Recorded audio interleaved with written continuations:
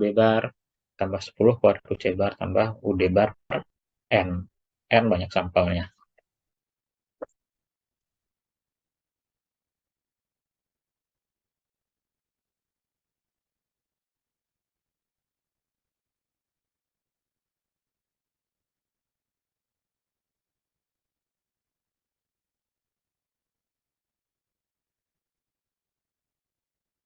Contoh, ini misalnya di sini ada 3 kelas ya. Kita misalnya ambil N-nya 10. Kalau dalam 10 itu dilakukan inspeksi, 10 ini ada 20 kelompok ya. 20 batch produksi. Ini ada 20. Masing-masing N-nya 10.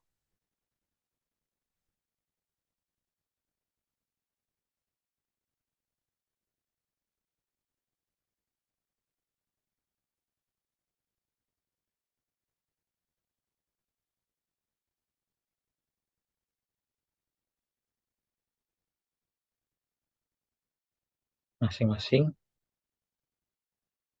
N-nya sama dengan 10. Ya, berarti misalnya di batch yang pertama ada cacat seriusnya nih bobotnya 50. Cacat keduanya 10, cacat ketiganya 1. Berarti kalau ditemukan cacat kelas A-nya ini 1, kelas A. Kelas yang kedua 4, kelas yang ketiga 2. Berarti ini caranya adalah 1 kali 50 tambah 4 kali 10 tambah 2 kali 1. Berarti sama dengan 92. Total demeritnya untuk batch yang pertama. Yang kedua berarti ini 0 kali 50 tambah 3 kali 10 tambah 8 kali 1 ya, tergantung bobotnya. Berarti ini 38 dan seterusnya. Nah, pertama total demerit bisa paham ya. Berarti masing-masing C ini dikali dengan bobotnya. Habis itu demerit per unit. Berarti ini U ini diperoleh dari D dengan R-nya. Berarti 92 bagi 10, 9,2. 38 bagi 10, 3,8. Dan seterusnya. Jadi itu perhitungan nilai U. Bisa?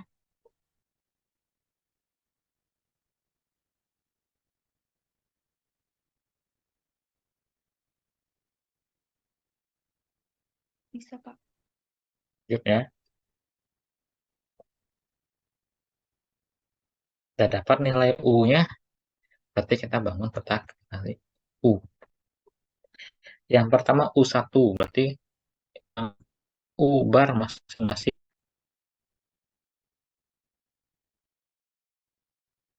Kita jumlahkan ya. Bahwa di C1 ini jumlahnya ini. Totalnya ini ada 9 ya. Yang kedua ini ada 74. Ya ini 114. Lihat yang di bawah ya.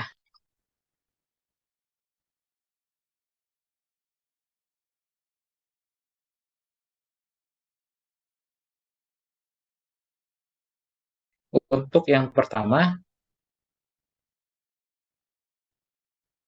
kan tadi total 9.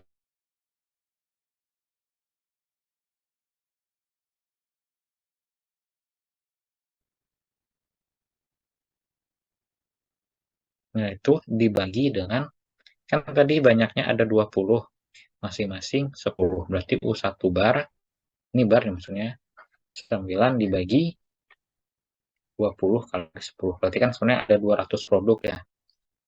20 kelompok masing-masing 10.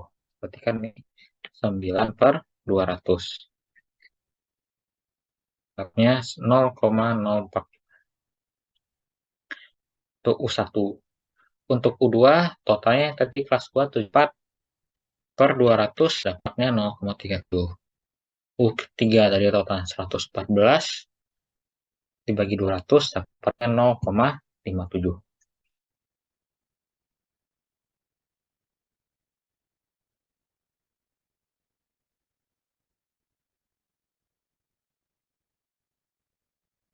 Ya, kemudian mencari nilai ubar. Ubar diperoleh yang ini ya,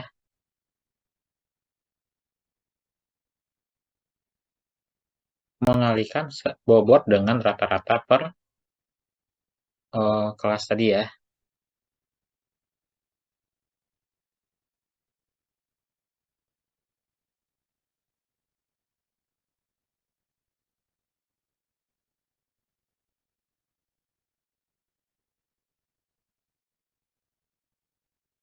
Jadi kan tadi ini yang pertama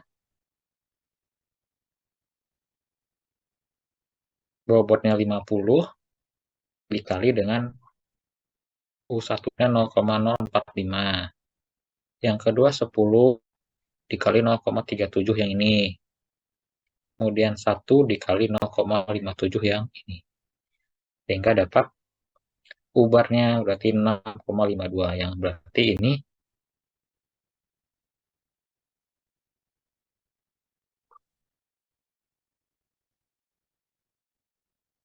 center line-nya ya. Kemudian sigma U berarti ini dikuadratkan, bobotnya 50 kuadrat dikali 0,045. Kemudian 10 dikali 0,37, 1 kuadrat 0,67. Dapat sigma U-nya 3,874. Sehingga batas kendali atasnya dan batas kendali adalah ubar 6,52 plus minus 3 kali 3,874. Diperoleh batas kendali atasnya 5,162. Karena ini tidak mungkin ya, karena ini bobot berarti ini jadikan 0. Jadi itu untuk mencari sebaran nilainya. Ini nanti tinggal dibuat peta kendali, dilihat mana yang berada di outlier ya, di atas 18,142.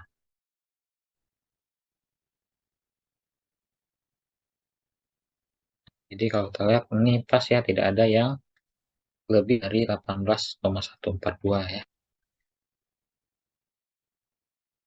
Hampir yang ada ya, ini. Jadi ini di bawah 18,142. Nah, paling ini yang mendekati ya. Jadi kalau misalnya ada yang outlier, berarti itu dibuang yang baris ini, katakanlah misalnya baris 15 gitu ya. Ini outlier, berarti ini dibuang, berarti nanti diupdate lagi ya, berapa nilai ini. Katakanlah misalnya ini tinggal 8, ini tinggal 12, berarti dikurang 62. Ini kurang 10, berarti tinggal 104. Nanti diupdate lagi perhitungannya, dan seterusnya. Sampai nanti si peta kendali itu in control semua ya.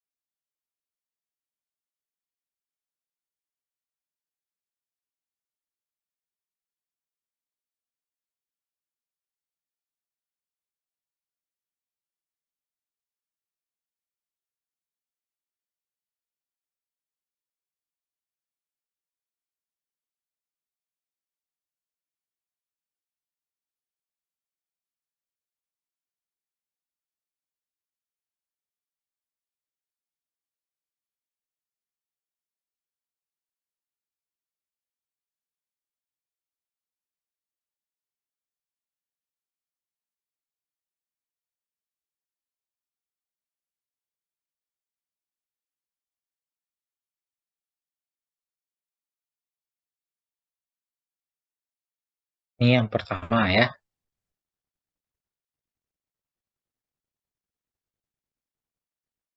Berikutnya itu production run. Berarti ini proses produksi yang dijalankan secara singkat atau secara short.